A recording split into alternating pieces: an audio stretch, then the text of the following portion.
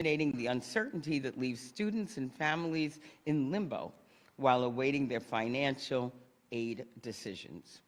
A solid education is key to a long and productive career, and we're fortunate in New York to have the world's largest network of highly renowned public colleges and advanced education opportunities. Higher education should not be a luxury for the wealthy. It must remain an attainable pathway to the middle class for all New Yorkers. So I'd like to work on this legislation, and now I will turn it over to them to share more with you. First up is our wonderful chair of the Senate Committee on Higher Education, Senator Toby Stavisky. Thank you. Thank you, Madam Leader, for your help, and to my colleagues, both in the Senate and the Assembly and in the Governor's office. Last year, as the leader said, we had remarkable changes in TAP.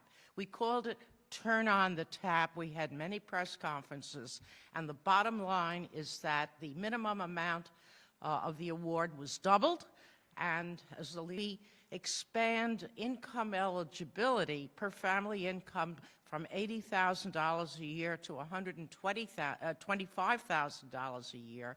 That resulted in many, many additional applications for TAP in that income cohort. And as a result, I believe, have students who would not necessarily have stayed in New York. So the pathway is very clear. We've got to expand on what we did last year, and I have two bills that came out of committee and are going to be considered. The first provides TAP for graduate students. Many graduate students are really close to the poverty line. They may teach a couple of undergraduate courses. They may have outside jobs, but they're paying their tuition and they're facing often financial instability. And as a result, if this bill becomes law, they will have access to TAP for 2 years as graduate students. The second bill requires the Higher Education Services Corporation.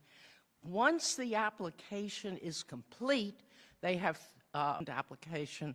The student should receive a TAP award. Many more, and I thank my colleagues for introducing them. Thank you. Thank you so much. Thank you so much, Senator Stavisky, for your leadership. Next, we'll hear from... I'm really excited that my bill to expand the number of years by which TAP awards are eligible for use by a student in this package. We know that for the vast majority of students, 4 years is not enough to finish their college for a variety of reasons. There are a growing number of 5-year programs that our colleges are offering, but for a vast majority of students, they are dealing with other circumstances in their life, whether it's personal circumstances, they're working to support themselves, maybe they're taking some time off. The notion of a traditional 4-year college degree is really obsolete. And so our financial aid package and the programs that we offer to help make college more affordable for these students should also keep up with the times. And so now with the inclusion of this bill in today's package, we are going to expand eligibility, the duration of the TAP award, from 4 years to 6 years. So this will vastly help more students be able to stay in school longer, finish their degrees, not have their aid pulled from them halfway through their college experience because they need more time than maybe what previous generations thought was only a 4-year course of study. And so this is, I think, reflecting of the reality that in the 21st century, the path to a college degree is not always fully linear.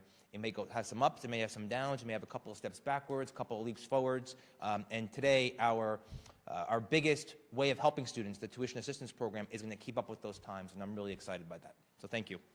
Thank you. Thank you so much, Senator Gennardis. Next, we will hear from Senator Jackson. Well, good afternoon, everyone. It's not afternoon. It's good morning still. So I'm State Senator Robert Jackson. I represent the 31st Senatorial District, which is all of northern Manhattan and part of the Northwest Bronx. And when you look at the geographical area in which I represent, we have some middle-class families, but most of my people that I represent are working class and need loans and need tuition assistance. But New York cannot call itself a leader an opportunity while students are forced to choose between paying rent and paying tuition, an uphill battle riddled with financial roadblocks. And yet for thousands of students, especially those facing homelessness, higher education remains out of reach. We're trying to bring it into focus, and so that people can say, I have an opportunity to go to and get a TAP, tuition assistance program, in order to get higher education. And you may say, how do you know that, Robert Jackson? Because let me tell you, when I went to school, which was many years ago, at SUNY New Paltz, I took out loans, and I couldn't pay those loans back. So that you can put those loans on hold, but you're going to eventually have to pay for those. And I said, I understand that, but I didn't have the money to pay it. So once I had the opportunity to start paying it back, they worked with me in order so that I can get a college degree. And that's why I'm proudly to sponsor S27 to expand the TAP eligibility and remove the financial obstacles that disenfranchise students instead of empowering them. And this is about more than affordability, it's about justice. Higher education should not be a privilege reserved for a few. It should be a right accessible to all.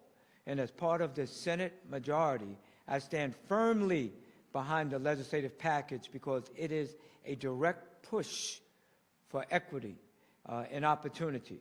And the majority conference is advancing this critical reform, TAP, for graduate students, tuition, transparency, and a system that works for students, not against them. And the era of half-hearted commitments is over. You have the full commitment of the leaders here, Toby Savitsky, the chair of the Higher Education Committee, our majority leader, and other leaders in the state Senate that have experience of making sure that we do what's good and what's best for the people of New York State. And this is one of the things that I wholeheartedly support, and that's why I'm here today. Thank you. Thank you. Thank you. Thank you. You're welcome, Andrea. Thank you so much. I thought you were going to give us breaking news here, the unpaid TAP. But, okay, and inside, last but certainly not least, this is an inside joke, Senator John Liu. John Liu. John. I don't know where that's coming from. Good morning. Good morning. I'm so proud to be part of this Senate majority under the leadership of Andrea Stewart-Cousins and our Higher Education Committee Chair, Toby Savitsky, and my colleagues here. We have clearly reversed decades of disinvestment in the state university systems, including CUNY, and we have provided more financial assistance to students. We've turned on the TAP. We're looking to extend the TAP. We're trying to make higher education available to more people. And yet there's been a long-standing problem and it's not a huge problem for the majority of the students, but it affects too many students. And that is that people aren't necessarily aware of certain drop deadlines, withdrawal deadlines that then obligate them to full tuition payment that they're not even aware of, and then months later, sometimes years later, they're told of this debt that will affect their credit rating, that will destroy their ability to graduate. My legislation seeks to require these institutions, colleges, universities, proprietary schools, require them to clearly inform all students what the deadlines are and what the consequences could be, so that we don't get into a situation where even the state of New York is going after individual students for a few $1,000s, which is unfortunately what happened in recent years. So I'm proud that we're going to pass this set of bills, and let's get the students educated, because they are our best investment in the economic development of New York. Thank you so much. And again, thank you to all the bill sponsors. And again, we always pride ourselves in being the education conference. And as you can see, we understand that things, happen, and we need to be able to align ourselves with what is actually, happening in people's lives, because we do believe that education is the key. On-topic questions? Regarding recent substantial pay increases for high officials, do you or your members want more authorization capabilities or oversight over those pay raises? We have honestly not had that conversation as yet, but it is worth having. Again, we understand that people. I think we really do want to look into how that happens without us really being part of it, but we have not, as a conference, had the discussion. Approve it versus deciding how much exactly. Right. Exactly. It's just, it's just a matter of an awareness that we probably, would like more information before we're finding out with everyone else. Yes, sir. We're obviously in somewhat unpredictable political times right now. Like, we might not even have a federal Department of Education by the time these bills could become law. Is that affecting the way, or do you think it's happening in Washington, changing the way you approach the topics that you're focusing on? Well, I think for us, we have been very, very clear, as I said, about our commitment to education. I mean, we're a pre-K to career kind of a conference when it comes to education. So we are going to continue to, legislate and emphasize things that we know are important. Certainly education is extremely important. And so we are going to continue to try and make those opportunities available. And of course, we're not in a vacuum, but by the same token, we do have our values, and we do know that education matters. Yes, sir. So we are seeing, last I checked, it was something like $1 billion budget gap structurally within the SUNY system. We've got a number of SUNY campuses that are facing large budget deficits. I'm curious what the conference would like to do. Again, we've been really very, very clear that we know that we need to invest in a CUNY and SUNY system. We certainly have done more in terms of, financing and finding resources for our university and college system than any, I think, conference before, certainly in this House, as well as in capital improvements. So we continue to try and find ways to make sure that we are a premier educational system.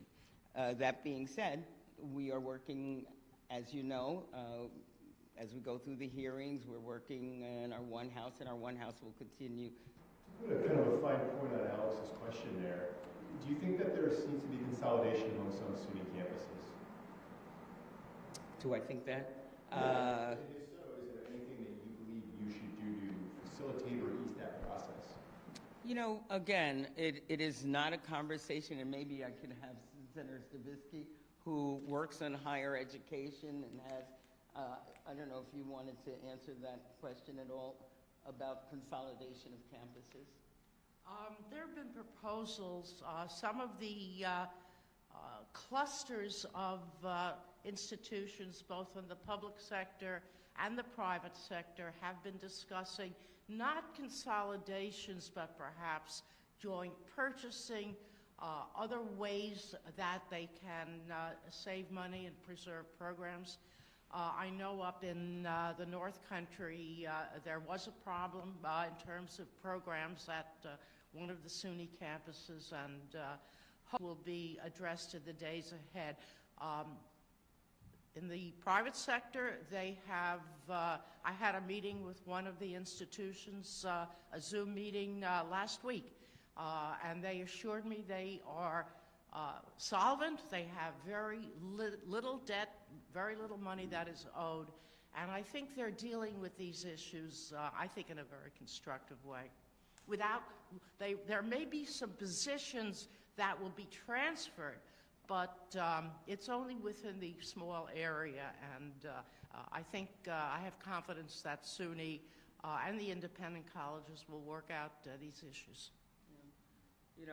It's interesting. I was having a conversation with one of the chancellors, and apparently even sometimes within the system, if you get credits in one school, they don't necessarily, even within the same system, want to take your credits.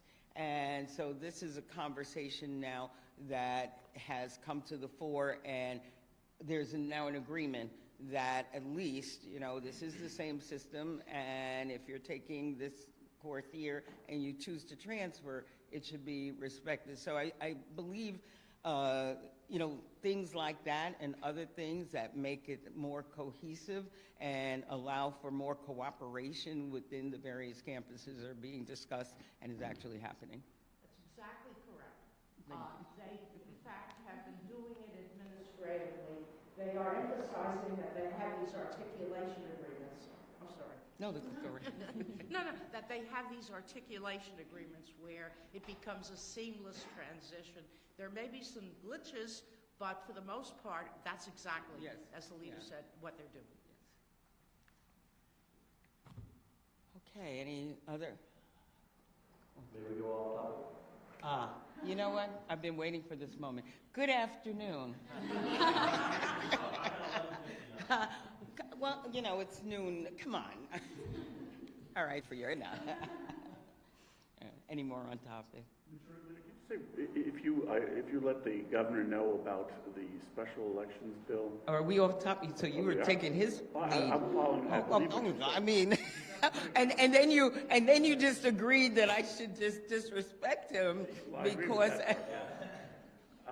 But did the governor know about the bill before Monday, or when did the governor know about the bill? And what I'm getting at, as you can see here, is if there was any kind of Trump administration influence on this. Well, the governor certainly knew about the bill. As far as the influence, I don't know. The governor was, interested in looking at having more time in terms of elections. So it was always a conversation. So that the governor wanted to delay this from yesterday, to not have the bill go into the Assembly, not advance in the Senate. So what happened? What changed? I honestly do not know. I know that at this point there's a desire to hold off, and so that's fine. Oops.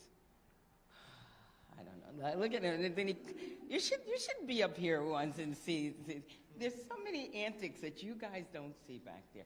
Let's get you over with. Go right ahead. Good afternoon. Good afternoon. Do we agree it's afternoon now, right? I don't know if we'll ever agree on that. Can we agree on the time? Can we agree on it? If we're not agreeing that it's afternoon, we will make sure that I won't talk to you until we all agree that it's afternoon. Are we good now? Okay. So, on the topic of the special elections bill, is it reasonable, the governor is negotiating something with the president that's been reported out the last few days. Is it reasonable to say that the governor has the support of the state senate and whatever ongoing negotiations are going on between her and the president?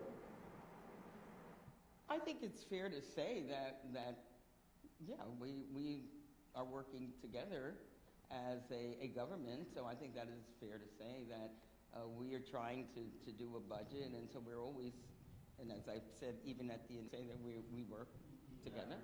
Yesterday, and things not seemingly everybody being on the same page with the bill moving forward. I'm sorry, say it again. With the special elections bill moving forward, is everybody working together given everything that kind of happened yesterday with the bill moving forward? As I said, this is a conversation that we had with the governor around increasing voter turnout, around saving people money, and certainly around her having more time to be flexible in terms of when she calls an election. So it began with her, and if she's interested in holding it, it's fine. It's okay. Oops, you had one, so I'm going back this way. Go ahead. It is 12:02 on my watch, so. Oh, gosh. This is objective. This is really rough, but thank you. I mean, at least I wasn't having that dispute with you, Nick. You know that if... I'm curious just on both congestion pricing, what we're seeing with Mayor Adams and his legal situation being apparently clarified, and specifically citing the Trump administration's immigration policies. I'm on the coal issue, on the immigration issue, is having undue influence on a blue state like New York, especially on New York's policies vis-a-vis undocumented New Yorkers and also how mass transit funds are raised? I think that probably more than any president that I've had the experience of being alive for, this president has no qualms about asserting his opinion about the federal government, mostly because it will, in many ways, impact us, not just us, but nationally, it'll impact every state. So, you know, I don't want to say I'm concerned about it, but I'm aware of it. And again, I think that as New Yorkers, we have a role to play that's extremely important. We have a leadership role to play. And we have values that we as New Yorkers, I think, are happy to continue to assert. So, you know, I'm not worried or concerned, but I mean, obviously, he's interested in what everybody does. Just to follow up, do you see any irony in how Republicans in the past have made a states' rights argument? And I know that's a fraught term and a variety of things over the years, but they have often felt that there should be kind of a devolution of power to state governments to local governments. Do you see that is shifting now with this? Unfortunately, as I said, I see many of the Republicans, I just wish that there was more concern, whether it be around SALT, whether it be around the dissolution of the Department of SALT, whether it be around the dissolution of the Department of Education or our environmental protections. I would love our having to have a lot of the different responsibilities here that we believe federal government should be involved in. And I said, we are prepared to do our part in making sure that, again, New Yorkers get what they need from government to do something about the national implications of what could happen right here in our state. Okay, let me go over here. Yes, sir. Good afternoon. Well, good afternoon. So there's been a lot of reporting that the governor is making some sort of deal with the president that might change congestion pricing. Would you support any change to the status quo on congestion pricing and its expected role in MTA finances moving forward? Again, the consistent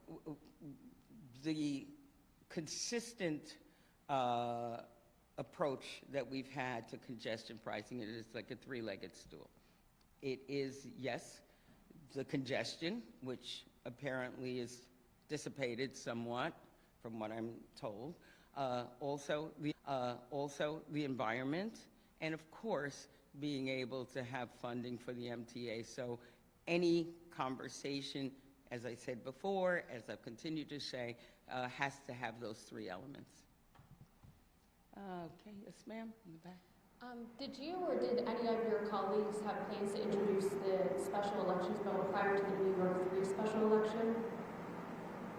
Again, no, it wasn't a conversation that we had. It was a conversation that you know, came about over, I guess, the past few weeks. And it was a conversation that, again, gave the governor more flexibility as well as being able to look at consolidating the elections for higher voter turnout. So it was a conversation, and it was a conversation that we all were willing to have. Okay. Jimmy? Yes, so is that bill done? Could it be forward? It's on hold for now. On hold, but not dead? It's on hold.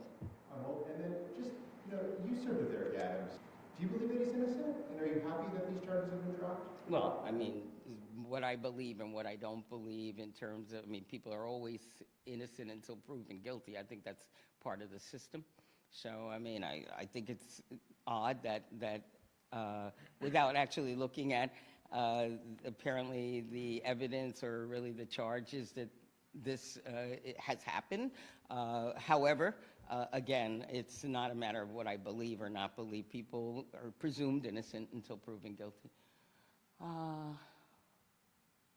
right, go ahead. Thank you, I appreciate it. So, obviously, it sounds like the governor is using this bill in her negotiations with the Trump administration on congestion pricing.